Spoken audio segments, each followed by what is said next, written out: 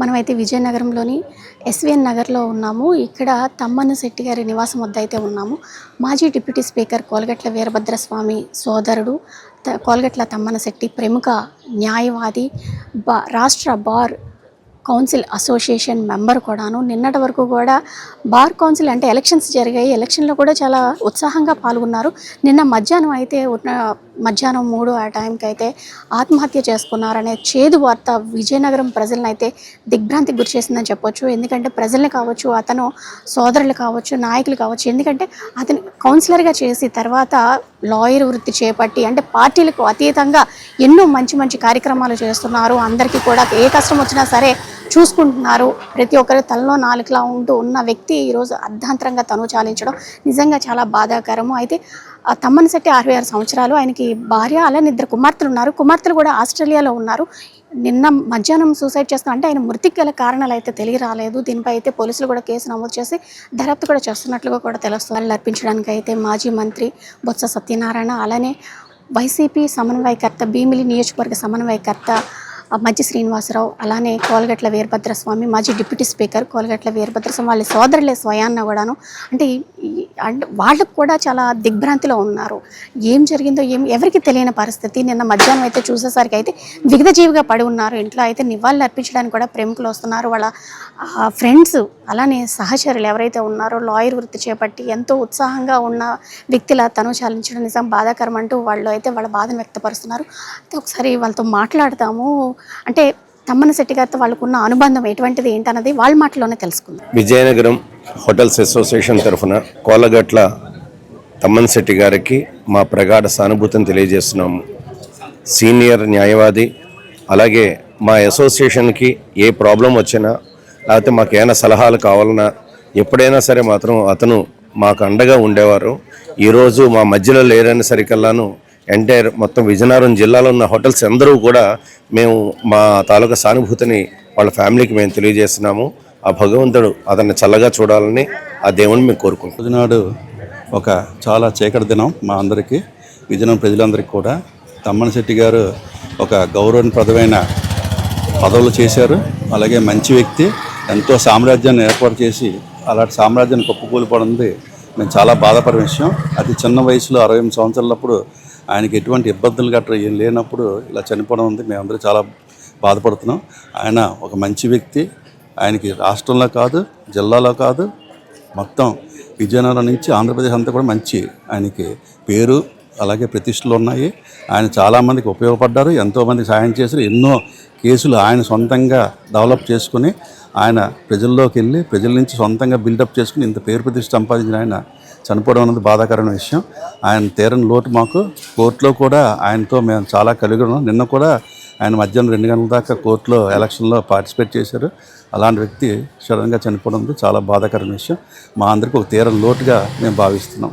వాళ్ళ కుటుంబానికి ప్రగాఢ సంతాపం తెలియజేస్తూ ఆరోగ్యాలు ఇచ్చి వాళ్ళకి మంచి ధైర్యం ఇవ్వాల్సిందిగా కోరుకుంటున్నాం. తమ్మన్న శెట్టి గారు లేరనే విషయం తెలిసి చాలా షాక్ గురయ్యామండి.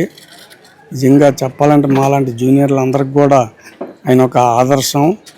మమ్మల్ని ఇక్కడ విజయనగరం జిల్లాలో ముందుండి నడిపించి జిల్లాకే కాదు జిల్లాలో ఉండే అన్ని కోర్టులకు కూడా ఆయన మంచి పేరు ప్రఖ్యాతలు తెచ్చి ఇక్కడ అందరినీ అభివృద్ధి పరిచి ఈరోజు వెళ్ళినందుకు చాలా చింతిస్తున్నాం, చాలా బాధపడుతున్నాం. అయితే తమ్మన్న శెట్టి గారే అంటే బ్యాచ్మేట్స్ అనమాట. వీళ్ళందరూ కూడా అంటే వీళ్ళందరికీ అంటే మంచి ఫ్రెండ్షిప్ ఉంది. అయితే ఈ రోజున వీళ్ళ మధ్యన ఆయన లేకపోవడం వీళ్ళకి నిజంగా చాలా బాధాకరమైన సిచ్యువేషన్. ఒకసారి వాళ్ళ మాటలు అంటే తమ్మన్న శెట్టి గారికి వీళ్ళకి మధ్య ఎటువంటి అనుబంధం ఉండేది ఏంటన్నది వీళ్ళ మాటలో తెలుసుకుందాం.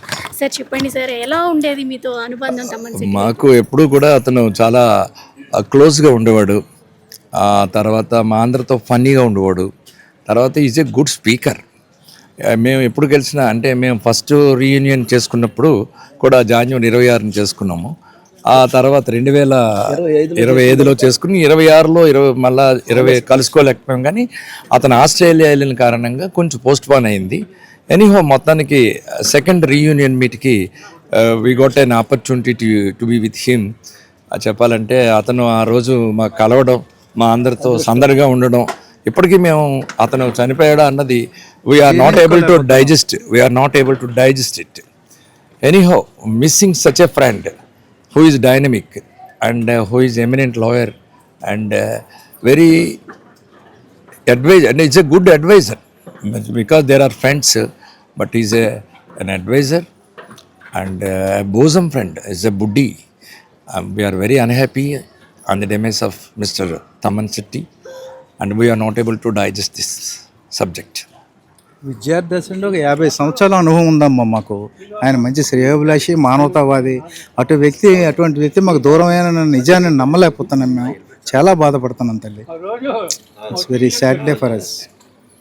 ఆయన వచ్చేసరికి 77-80 బ్యాచ్లో వచ్చేసి ఆయన ప్రత్యేకించి అంత హోదాలు ఉన్నప్పుడు కూడా ఆయన సింప్లిసిటీ, ఆయన నిరాడంబరంగా వచ్చి మా అందరితో కలిసిపోయి ఒక కుర్రాళ్ళలాగా చిన్నపిల్లలాగా వచ్చి ఎంకరేజ్ చేసి నెక్స్ట్ ఇయర్ ఆన్వర్డ్స్ నుంచి మనందరం కలిసి నేను ముఖ్యంగా ముందు ఉంటాను దగ్గరుండి అని చెప్పి ముందుకు నడిపించిన వ్యక్తి, గొప్ప భరోసా ఇచ్చే వ్యక్తి. చాలా అలాంటి వ్యక్తిని కోల్పోవడం చాలా బాధాకరంగా ఉంది.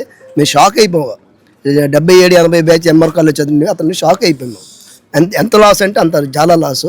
అలాంటి మనిషిని చూడలేము మళ్ళీ కూడా.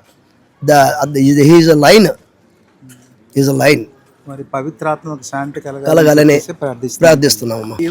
చూసారు కదా, అంటే వాళ్ళ బ్యాచ్మేట్స్, ఫ్రెండ్స్ వీళ్ళందరూ మంచి, అంటే రీసెంట్గా కూడా వీళ్ళందరూ కూడా గెట్ టుగెదర్ ఏర్పాటు చేసుకొని కలవడం కూడా జరిగింది. అంటే మంచి ఫ్రెండ్ అని మేము కోల్పోయాం. అలానే మాకు మంచి, అంటే ఒక మమ్మల్ని అంటే మంచి విలువలతో కూడుకున్న ఫ్రెండ్షిప్తో మమ్మల్ని ముందుకు తీసుకువెళ్తూ మాకు మంచి భరోసా ఇచ్చిన ఫ్రెండ్ ఈ రోజున మా మధ్య లేకపోవటం, ఇలాంటి ఎందరికో మోటివేషన్ ఇచ్చి ఇలా ఉండాలి అలా ఉండాలని చెప్పిన వ్యక్తి ఈరోజు అర్ధాంతరంగా ఇలా తను చాలించడం నిజంగా చాలా బాధాకరం. ఈ ప్లేస్ని అయితే ఎవరు కూడా రీప్లేస్ చేయలేరు. ఇటువంటి వ్యక్తిని మళ్ళీ మేము పొందలేము అనేది వీళ్ళ మాటల్లో తెలుస్తుంది.